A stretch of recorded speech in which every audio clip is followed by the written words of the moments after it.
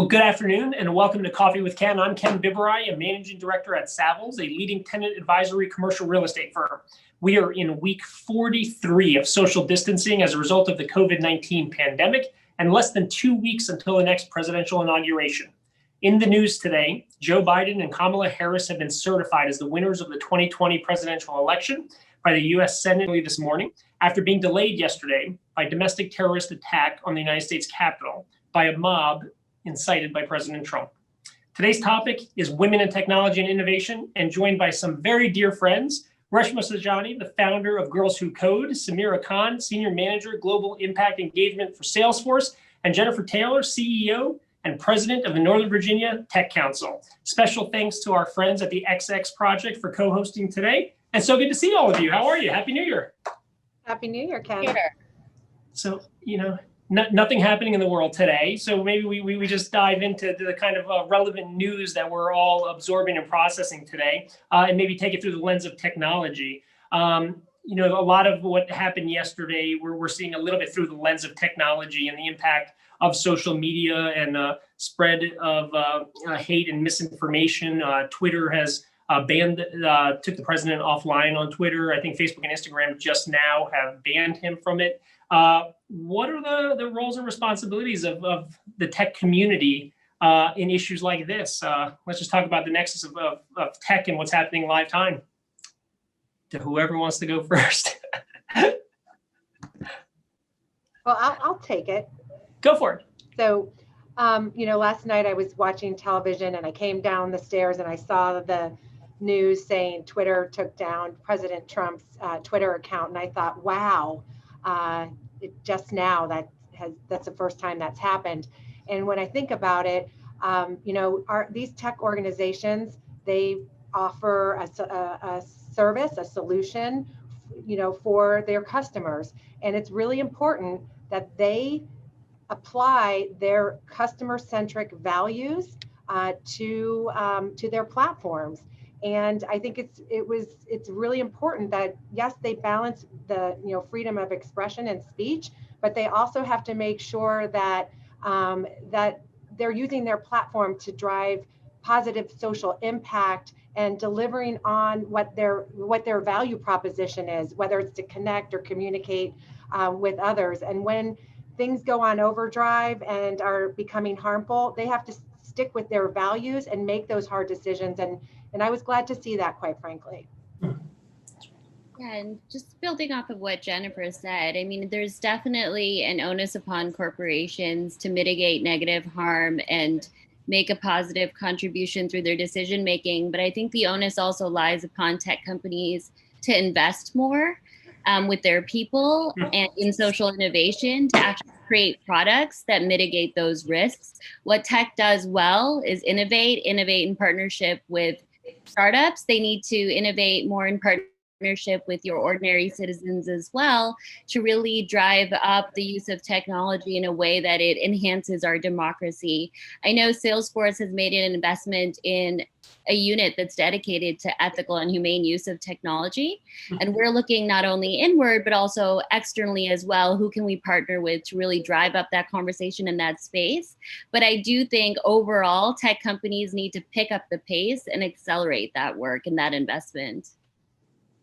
Yeah, I mean, I think yesterday just demonstrated that they have way too much power and that they have essentially siloed our country.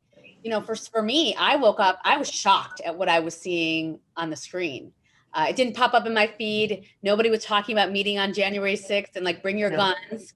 But if you were of another political persuasion, you were not as surprised as many of us were because they were planning it. And they've been planning it for a very long time. And Facebook knew that, Twitter knew that, right? It's like they knew that this was coming, that an insurrection, a coup of our country was coming. And they did nothing about it. And somebody died. Yeah. So I think that if there's ever been a moment in our country where we have to really look at the way that these countries, the way that these companies are regulated and set up, it's now. And I think, to Samira's point, the problem is the vast majority of these companies are kind of, in many ways, the technologists, they're all white men. Mhm. And women aren't sitting around the table. LGBTQ people aren't sitting around the table. Every single Black and brown person I knew, that they were just, unfortunately, not shocked. And what we kept saying over and over again is, if those insurgents were Black, they'd be shot on spot. They would not have the Capitol Police just opening up the doors and being like, go in. Mhm. So I think that also the lack of diversity in tech on many of the big tech companies is a further like, we don't have a check, right? I may feel more comfortable, right, that like they're going to quote do the right thing and don't need as much regulation if they weren't so undiverse and exclusive. So let's build on that just on a more macro level about the private sector in general. We saw on Monday, even before all of this, I think it was like 160 companies signed a letter with the partnership in New York City, basically calling for certification of the election, and the private sector really stepping up, and corporate leaders kind of assuming this mantle. And I think I saw an article this morning where corporate leaders are actually trusted more now than most of our elected officials. What role and responsibility do you think corporations have to kind of step up and beyond tech too, just like as leaders, to kind of restore some confidence and some sense of certainty and confidence in how things are being run? Because it seems like it's kind of hit a boiling point here, right? Yeah, I totally agree on the boiling point part. Just building upon some points I made earlier in investment, I think there's really two parts of it. One is this notion of using tech to listen more to diverse groups and pulling them in. And then the second is this component of, once you're sort of listening, what are you going to do about it, and being transparent about those actions. So I think listening and transparency. I mean, I was reading a report the other day that the pandemic has accelerated digital transformation by anywhere from 3 to 5 years in developed countries like Singapore, the US, Taiwan. That's really great. But where there were already gaps in data on marginalized communities or harder to reach communities, and where there's already a digital divide, and maybe they're already 10 years behind, you can imagine that acceleration of digital transformation has put those populations like even further behind, like 15 years behind. So how do tech companies look themselves in the mirror and recognize that income disparity and that disparity of resources, and come together to make a deeper commitment to close that gap? What that actually looks like in practice, I have no idea. But I think we're only talking about the positive side of the digital transformation as opposed to the negative side, and then the onus upon companies. And I think if they don't step up, we'll just be passing the buck between government to corporations to community interest groups. Yeah. Yeah, I mean, go ahead, Rachel. No, I think it's really interesting too. I mean, one of the things, I just read a study that actually there's been a decrease in tech hires since the pandemic. It's something about 30% of my Girls Who Code alumni got their internships reneged from big tech companies, right? And so in many ways, where there is, again, this moment of digital transformation, this moment to really, kind of take a lead in not only diversifying your workforce, but like, hiring people, because there's so much more work. I think people are, again, looking for ways to kind of cut corners and do more with less. And so I do think that the onus is on tech companies. Look, I think Mark Benninghoff is a great leader, and I think I think that there are really shining lights, over the past 4 years, especially under, the Trump administration, of kind of leaders speaking out with courage and doing the right thing. And so I think that there is, going back to your point, Ken, I think that there's just we really need all of us to kind of act like citizens and to lead. Yeah. So let's build on that, and maybe like the workforce and recruitment and hiring, right, Jennifer? Like, you are a COVID hire, right? I mean, Jennifer, you had a different job January of 2020 versus now, right? Love to hear about your new role, what you're looking to accomplish, but also how that transition has been for you, and how focused you are and your members are on just talent and reaching them. And as a segue, just like geography, I think is an important conversation. I mean, are people making decisions based on geography anymore? What are the pros and cons of that? Does that allow opportunities for more diversity, or is that going to kind of make it even harder to make progress? So however you want to take that. Yeah, so I started as the new president and CEO of the Northern Virginia Tech Council. We're the largest tech council in the country, in September. So very difficult. It's a challenge. I haven't seen a lot of my direct reports in person. It's odd, but we're muddling through, and we're learning as an organization how to pivot in this pandemic COVID world, as all companies are. But our business model was so focused on in-person events was a big component of it. And so we're now delivering our events and our networking and whatnot in a digital format, which will definitely stick. But in terms of workforce, I saw this when I was at the Consumer Technology Association, and even now here in Northern Virginia at the Tech Council. Our nation is faced with a tremendous skills gap. It existed before the pandemic. It is only now exacerbated with the pandemic.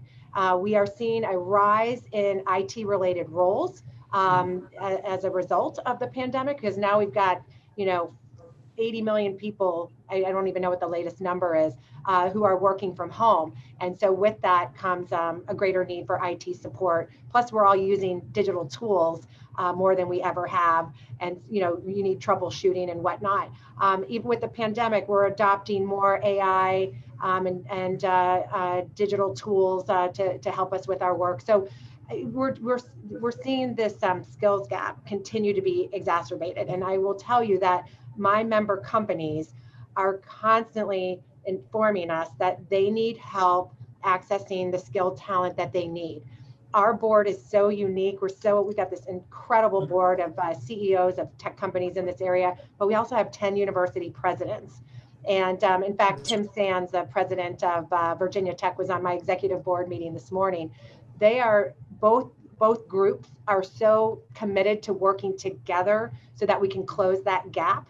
And just quickly, in Northern Virginia here, we have the new Virginia Tech Innovation Campus, which is just down the street from the new Amazon headquarters, HQ2.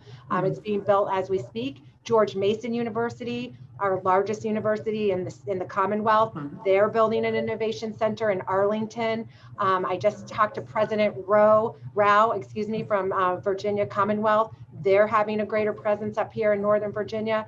And so I'm seeing a lot more collaboration with our universities and our community college, Northern Virginia Community College. We together want to create more access, more pathways for people to enter into these in-demand jobs. And it also extends to apprenticeships as well. So you don't need a 4-year degree to onboard into these roles. And so this challenge is here. And it is going to be a major priority coming out of MVTC. We're writing our strategic plan, our 3 to 5 year plan. I promise you that will be a major priority and one that we are going to work on. Our member companies know that a diverse workforce leads to more innovation, leads to more profitability. It helps mitigate challenges and risks, and it really will improve your organization and encourage you to thrive. So this is a major priority. It is a challenge, but is one we will take on. And then Reshma, let's talk about that, right? I mean, what I always loved about what you created with Girls Who Code is, right, you went to the source. You went to making sure that early on those skills were really focused on getting to young girls, right, and building them as a pipeline to meet this future need. So, like, tell us how's the last decade been, right? Like, since you started Girls Who Code, where are we, and then what are you worried about now, right? Like, what have last year been like for you about concerns about internships or access and growth and so on? Yeah, well, we've made tremendous progress. I mean, when I started Girls Who Code in 2012, I also kept hearing we want to hire more women. We want to hire more people of color. We can't find them. And at that time, less than 18% of those that were graduating from computer science were women. So there really was a pipeline problem. But because of Girls Who Code's work and the work of so many incredible organizations like Black Girls Code and Code 2040, we've really built the pipeline of talent. Girls Who Code now has 80,000 college-age alumni on college campuses majoring in computer science. We taught 300,000 girls. The number of women graduating in computer science, again, when we started was 18%. Now that number is in the 30s. So the thing that I always push companies on, and every time I have a chance to talk to a CEO and I look at their technology workforce at major tech companies like Microsoft, like Google, like Facebook, their technology workforce is still sitting at 18, 19% female. So but again, the 50% of the folks graduating with engineering degrees from MIT are women. Carnegie Mellon, the places where they look for talent has shifted. So there is much more gender parity. There is much more an opportunity. So the narrative of I can't find them, or we're all competing for these two people, is false. And the real problem is, and I've seen this with our alumni, we've done studies and surveys on it, because we know that we have alumni that are graduating with 4.0s at MIT that are interviewing at some of these Big 10 companies and are not getting opportunities. And so that there is still a huge amount of racism and sexism. Silicon Valley is not a place where all nerds are welcome. And that's okay. It's not okay. What I mean by that, it's okay to admit that. And it's okay to do that analysis of what is broken here, right? Because nobody gives up power easily. The fact that we thought that one day a bunch of white and Asian members were great, let take my job. You know what I mean?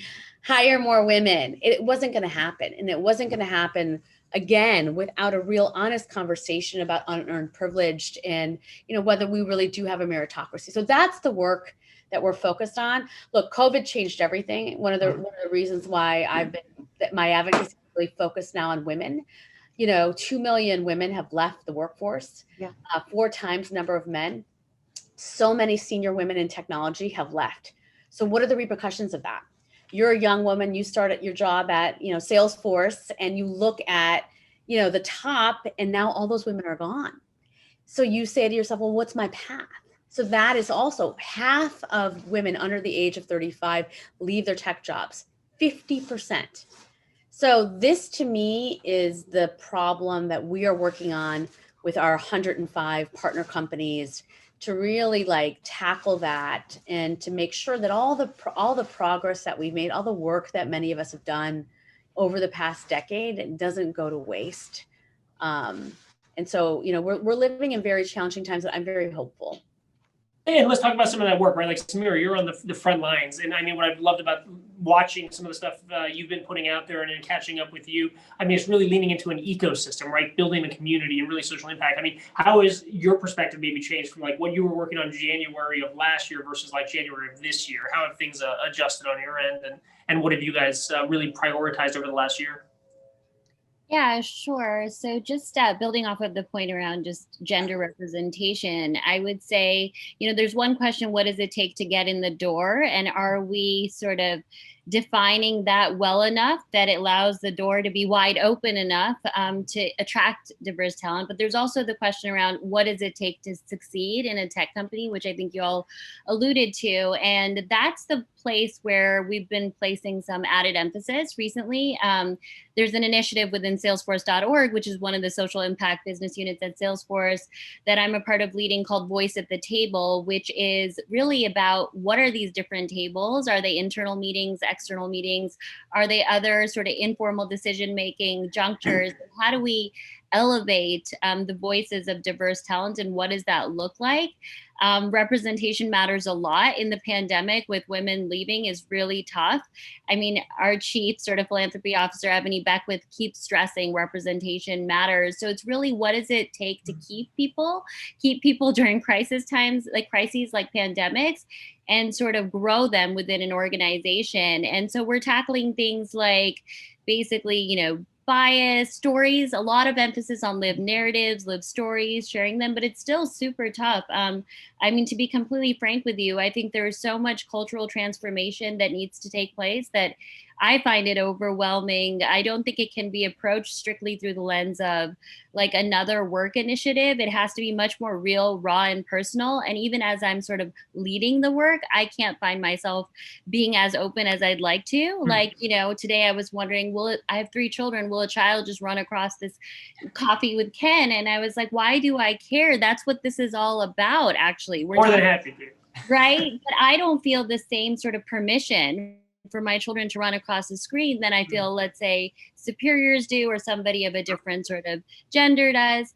But in any case, getting to your social impact question very briefly, I think we're very focused with the pandemic on what are our, this is a good thing, what are our sort of customer needs, what are our employee needs? And I think that is driving, as you said, this boiling point. It's driving us to actually act. So there's a lot of challenges, but at the same time, I'm hopeful, I'm an optimistic person, that it'll inspire us to act in a way that we haven't over the past decade to address some of these same issues. So we've modified our products to kind of serve our communities better. We came out with this work.com, helping schools, helping companies get back to work better. And as I mentioned, there is this emphasis on employees who are really struggling with the pandemic, and how do we help them? But just building on that, I mean, like a real emphasis, I think this year on philanthropy, on education, on putting resources. I mean, was that something that was planned, or was that more in reaction to COVID and something that you prioritized in lifetime? Yeah, I mean, Mark Benioff has always been super sort of invested in workforce development, education, among other topics like climate action and whatnot.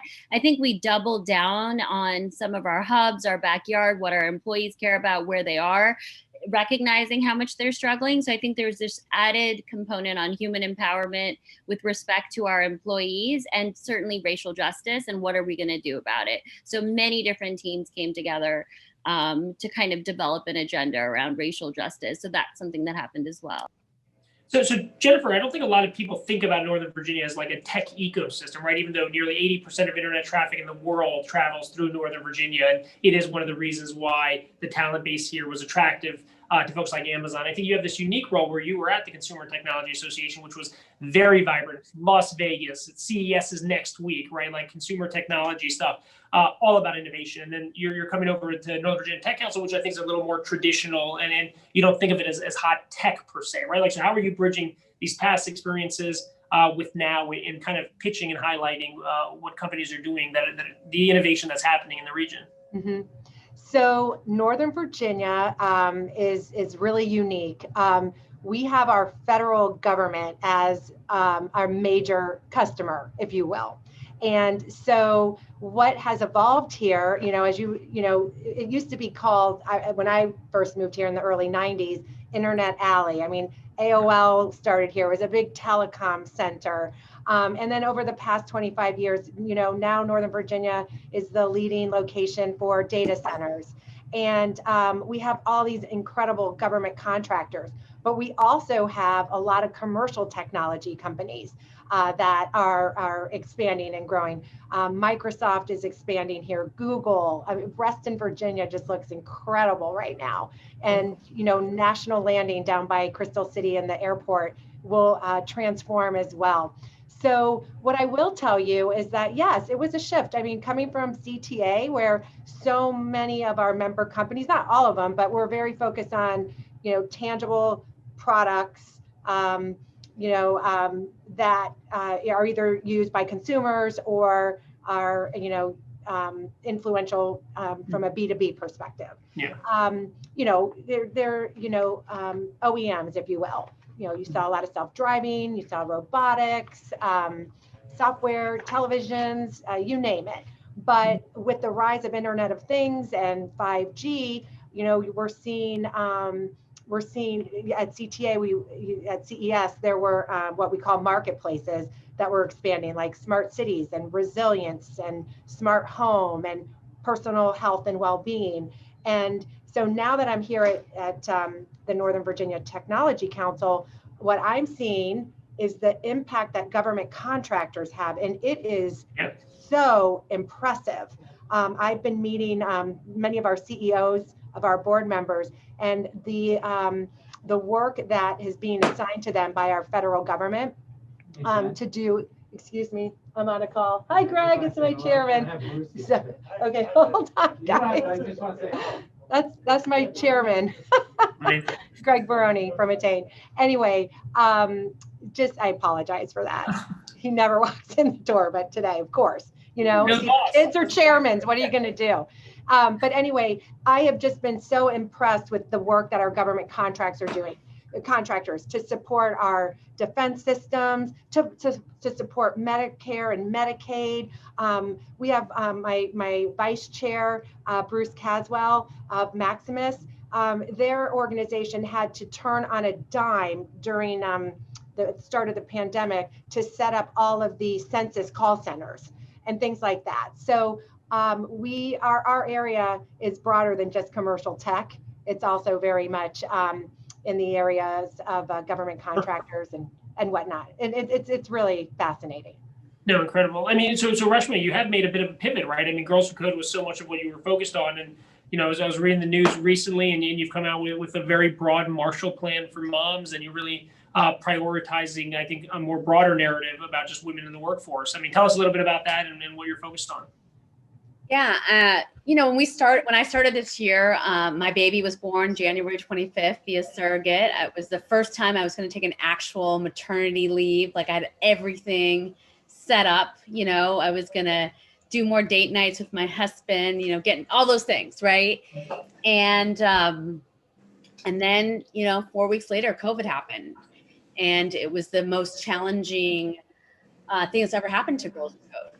Because, you know, we run programs in technology companies that were closed, in 10,000 Girls Who Code clubs in schools that were shut down, and 200 college loops that were in, you know, colleges that were closed. Half the girls we reach are under the poverty line. Half the girls we reach are Black and Latinx. And we know that COVID has had huge racial implications, right, on communities of color. And so it was, and, you know, to the point about philanthropy, actually, you know, you had a massive decrease in investment in organizations like Girls Who Code. I mean, I saw so many of my sister organizations simply shut down. And it didn't make sense, right? Because the market's never been hotter, right? And so, but there was a sense, right, that there wasn't that same intention, I think, especially in education. And so it was a moment of crisis, and, you know, we had to either wait and see what would happen with the pandemic, or very quickly pivot into virtual programs. And so we turned all of our programs virtually. We ended up in our summer programs reaching 5,000 girls across the country. Again, half under the poverty line, half that are Black and Latinx.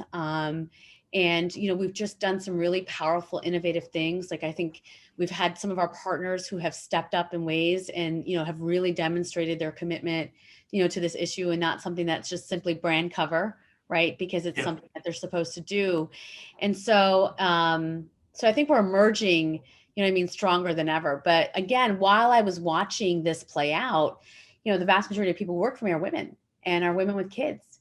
And we were all exhausted, you know, ending every single day, basically just, you know, with serious mental health issues, you know, doing the laundry in between Zoom meetings. And I think, to your point, Samira, that you said earlier, like, it wasn't cute when we had our kids in our laps, or we had to be like, excuse me, I need to put my kid on Zoom school. We were still being judged for it. Whereas if my husband did it, completely different. Oh, yeah. Right. And so this is why you've seen 2 million women leave the workforce. And we are at labor participation of women where we were in the 1980s. Think about that.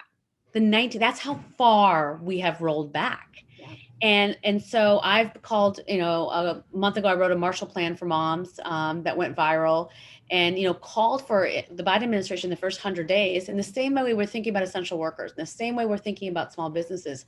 What's the plan for women? What's the plan to make sure that we don't spend another 20 years getting back to where we were, you know, March 12th, 2020? And so that one includes, you know, a basic income payment, you know, for moms, because I think a lot of moms who left the workforce, who rolled back their hours, is because they couldn't afford daycare, right? And they couldn't afford a tutor, or they had to, like, engage in their kids' schooling. And so, like, basic income matters. And again, obviously, and all the things that we haven't passed yet, like affordable childcare and pay equity and, you know, paid leave. And so, you know, we have a lot of incredible folks supporting this movement, and, you know, are hopeful now that we also have a Democratic majority in Congress that we can that this is the time to get this done. So one of the major roadblocks really seems to be the disconnect between, you know, women-owned companies, women in the C-suite, access to venture capital dollars. I mean, let's talk about that for a little bit. I mean, it's one of these things where the numbers are just staggering in terms of just like the access to capital. What do you think needs to be done about that? How can that prioritize? How do you think maybe COVID may have some unintended positive benefit about maybe pulling money out of some of these concentrated areas like San Francisco and New York and maybe open up new markets and new opportunities for folks? I mean, are you optimistic? Are you just worried that it's going to get even worse as it relates to access to capital? Well, I mean, I do a lot of private investing into mostly only Black women and people of color. As you know, less than 25 Black women in the history of our nation have raised more than $1 million in seed capital for companies, which is insane. So there's a tremendous amount of racism and discrimination, in the VC world. I think after George Floyd's murder, there was a moment where we started recognizing Black excellence, and a lot of the women companies that I was supporting, they were finally seen. And, they were getting some of that investment, that capital investment. But, I think we still have a long way to go. And, especially as I think about like some of these, institutional big tech companies that were built with a certain culture, I don't think they're going to change. Like, I don't think Facebook is suddenly going to be an amazing place for women to work. And the reality is that we have to build new companies, and you need to start with a diverse set of founders to even make that possible. And, I think that that's why it's so important, why, every extra dollar I have, I put it towards investing in a woman and a woman of color, because I think it's so important for them to build the future companies. I'm going to put in a little plug for my former employer, the Consumer Technology Association. It was about 2 years ago, the organization decided to allocate, I think $5 million to invest in startups that are, women owned or people who are traditionally underrepresented in tech. And I was stunned to learn that I think it was something like less than 2% of venture capital is invested in women and people of color. And that's really surprising. And so we've got to organizations like CTA that are willing to, invest in these organizations is tremendous. But we've got to see more corporations doing it. We got to see more. We got to see more involvement, from the individuals in the companies that have the funds to provide. Samir? No, so just building on Rishma and Jennifer's point, I think there's an opportunity for a bridge between sort of corporations and VC to work on this issue of pulling in more diverse entrepreneurs on the investment side. And there's also something to be said about more medium to long-term mentorship, co-innovation, and relationships in this space, so that you have, the leaders in corporations who reflect those groups working directly with the entrepreneurs. So some of this ecosystem building that I think was touched upon earlier. So I'm keen to see more of that. But I will say, because I do think it's a lot also just comfort level, skill building. So much of this is based on social capital, and the entrepreneurs simply don't have the right sort of business cards, the right network. So all that sort of ecosystem building also needs to take place. I mean, personally, it's an area that I'm not very comfortable with. Just last night, I made my first ever sort of angel investment in a femtech fund that was started by Portfolio. So I think there's also room for organizing strictly focused on sort of building women as investors as well, because as women become more investors, they may be more likely to invest in other women and such like. So just picking real quick on Salesforce for a second. I mean, one of the unique things about Salesforce is it as a platform, especially at a time in the pandemic, right? Like our company, everybody's on Salesforce, we're all using it, but like onboarding new companies and smaller founders and giving them those tools. How do you all think about just expanding from a business development kind of angle where, it's still, good for your business and profit driven, but it's also purpose driven, right? You're making sure the right folks have access to the tools and they know how to enable them, right? I mean, how do you think about the totality of, not only you're doing good work, but also the business that you have and how to make sure it gets in the right hands? Yeah, I know. I think that's very much front and center. I mean, we have an impact investment fund that's under Salesforce Ventures that invests in cloud-based sort of solutions to difficult challenges, that invests in education, workforce development, climate change is also an increasing sort of lens that we wear. So there is that impact investment fund. And in addition to it, just using our products to do some of these things that we've talked about today. We have Sustainability Cloud that is focused on helping corporations measure their carbon footprint. There's Philanthropy Cloud that's helping corporations kind of think about their volunteerism and their givings. Education Cloud for educations, Nonprofit Cloud offered at discount rate for nonprofits. So there's a lot of that, but obviously there's a lot more that can be done. And so it always comes down to what is the business model, who's the customer, who's going to pay for it, what are the incentives? And I think that's where some of what Jennifer mentioned also comes in, just greater collaboration with the public sector who are inclined toward providing perhaps digital services, closing this gap for women, closing this gap for other populations who maybe have a more long-term view, because with private businesses, they're often, they're stuck in short-termism. Corporations, maybe because of the decisions that they're making and depending on their leadership, and small businesses because they simply can't sometimes survive in crisis situations without dealing with the short term before the long term. So partnering more with long-term oriented players and adapting and sort of incorporating that thinking is key.